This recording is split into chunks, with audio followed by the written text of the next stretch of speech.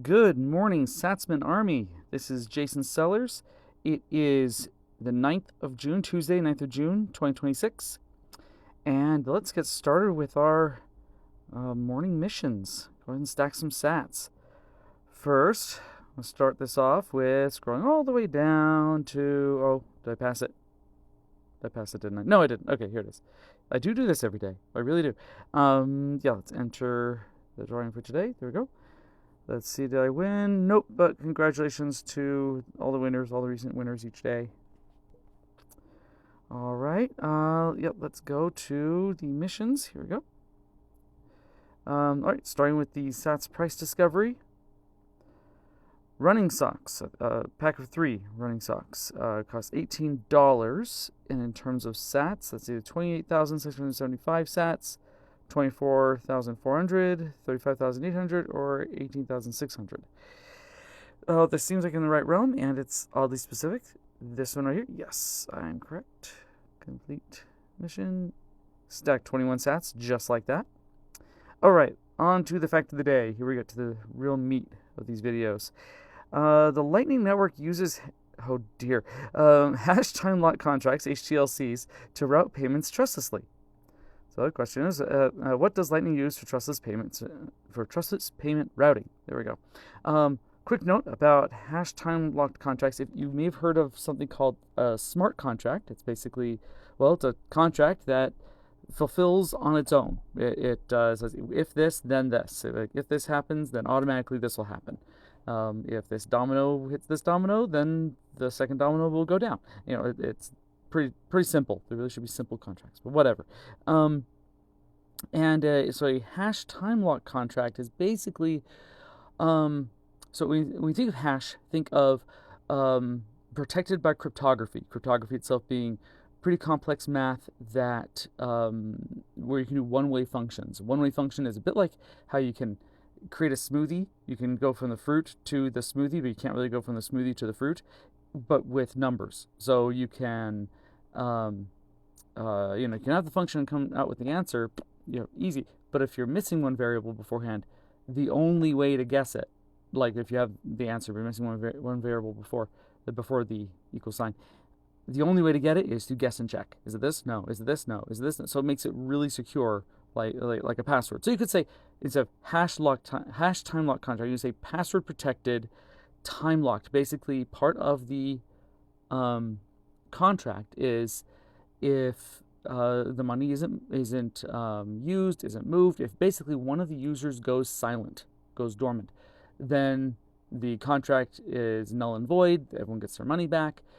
So you can think of it like this: like the hash part keeps people from being able to steal the money from someone else, kind of like I guess overtly, actively, and the time lock part protects the money, protects the Bitcoin from getting stolen passively through someone, creating a contract. Okay, you add one full Bitcoin to it. I'll add one full Bitcoin to it. Oh, and I'm going dark. I guess I have 2 Bitcoin now. No, that's not how it works. You go dark, and a week later or something like that, the contract closes, and you get your 1 Bitcoin back, and so do they. And it's all fair. So that's what the time lock part does to it. So people use this kind of technology, HTLCs, to create lightning channels. So you can open up a channel with someone else, let's say, with 1 full Bitcoin in the channel. So I can open it with you, you can open it with someone else, and you also have 1 full Bitcoin. You put in the channel with the other person. But over the Lightning Network, the Bitcoin that you put in a channel never leaves the channel unless the channel is closed. Through, like I said, the inactivity or force close or something like that. But now if I wanted to pay half a Bitcoin to your friend and I don't have a direct channel to them, then half a Bitcoin would slide across from my side of the channel to your side, kind of like abacus beads. It would still be in the contract, like according to the contract, 1 full Bitcoin is still in there. That hasn't changed. And then another half would then bounce over to over to your friend. And maybe you could even take a small fee. So I give you a smidge more than half a Bitcoin just because you're routing that transaction. Happens pretty much instantly. You are in the middle, and you end up with either exactly the same that you had before, or a tiny little bit more, little fee for routing that payment. And I'm down half a Bitcoin, and the person I'm paying is up half a Bitcoin. Not sure what I'd be buying for half a Bitcoin. Good gracious, but so that's just an example of how the Lightning Network works. Again, kind of like yesterday, this is very technical stuff. If you want, I should have said this yesterday. I meant to. If you want the less technical stuff, first of all, sign up for Satsman. If you haven't, what are you doing? Second of all, get into the SBI. If you have the free version, you have to wait 2 weeks, or have to be active for 2 weeks, and then you can get into the SBI, the Satsman Bureau of Intelligence. And then it's this 3-part course. Well, if you have the free version, you can only get the first part. If you go Pro, you can get the second part, and if you get Pro Max, you can get all 3 parts. But even just the first part, you'll learn all the basics about Bitcoin. And then, of course, if you want to go deeper, and I highly recommend it, then you can learn the second part and the third parts through Pro and Pro Max. But okay. Anyway, getting back to today's Bitcoin fact. So yeah, what does Lightning use for trustless payment routing? Yeah, so trustless. So you're not having to trust any middleman. If I have a channel open to you and you have it open to a friend of yours, and I'm trying to pay your friend, that payment is routed right through you, but I'm not trusting you. I'm trusting the contract, and the contract is backed up by math. So as long as math doesn't break, the contract's going. It's going through. It's gonna be fine. So it's trustless. All right. So use for trustless payment routing, HTLCs. There you go. I'm sure those of you watching are like, just press the button. So okay. I'm okay. All right. And orange pill poll. Let's see. How do you think about? Or okay. I thought I should say, what do you think? But no. How do you think about Bitcoin inheritance planning? Oh dear. Okay. Yeah, because not your keys, not your coins. If you die with your keys, you take your coins to the grave. Some people want to do that. Fun fact: I am a father of 6, and I don't want to do that. All my kids, including my 2-year-old, are Bitcoiners.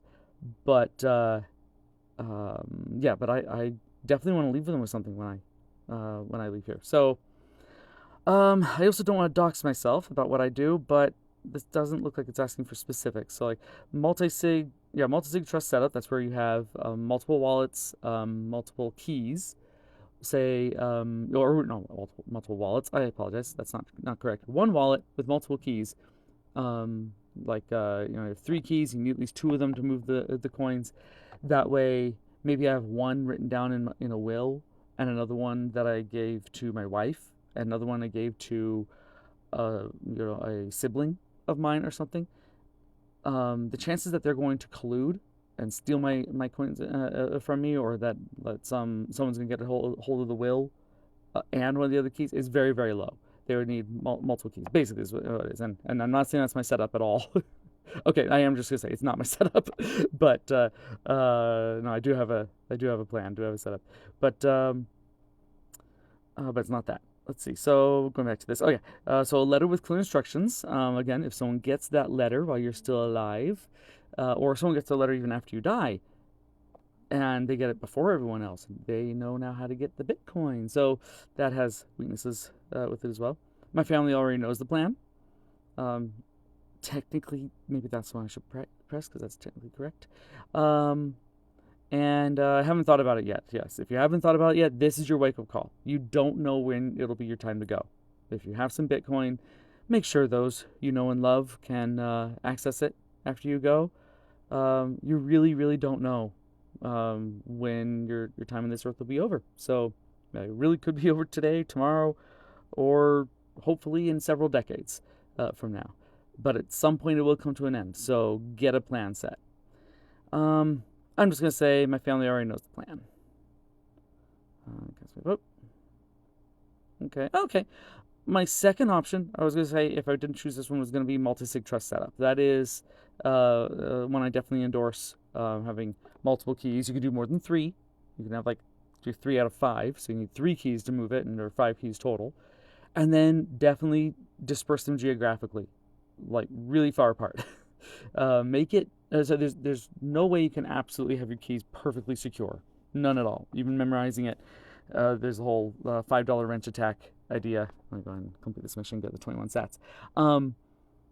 Nothing is absolutely foolproof. But what you can do is make any potential attacker really work for it.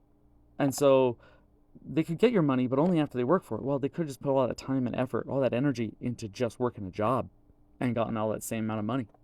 So if you can make it really not worth their while, that's the goal. That's what you got to do. As far as security and stuff goes. Yeah, so it looks like that's about it for today. Remember again to sign up for Satsman if you haven't already by scanning this QR code. And I will talk to you tomorrow.